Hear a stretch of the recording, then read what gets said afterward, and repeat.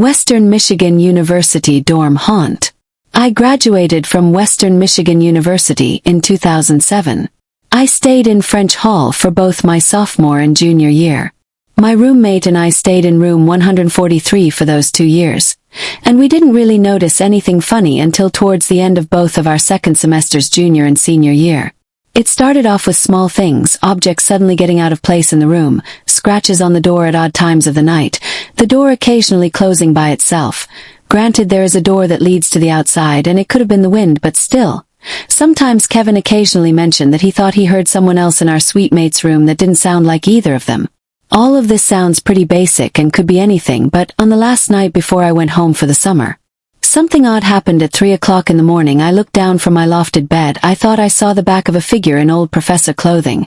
I thought it was my roommate at first, but when I peeked my head over to the side of my room where my roommate was sleeping, he was still in bed.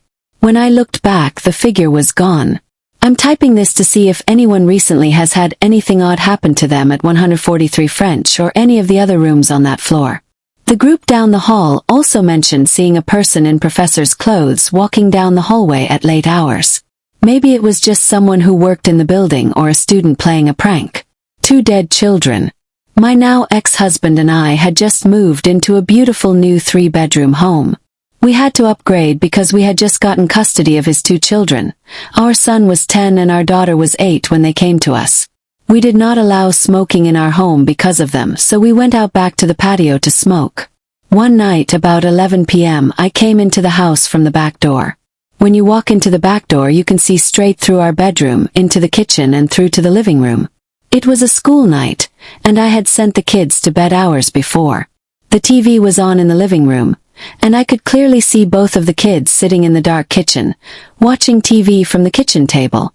I took a few steps in, intending to ask what they were doing up, and realized something was wrong.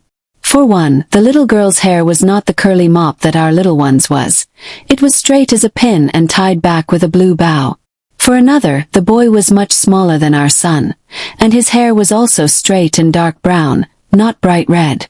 I froze, no sound coming out of my mouth as I stood there, taking them in. They wore old-fashioned clothes, a blue polka dot dress with a white apron over it and him, short pants and a white collared shirt. After a minute, they turned their heads and stared at me in unison, not speaking or smiling or anything.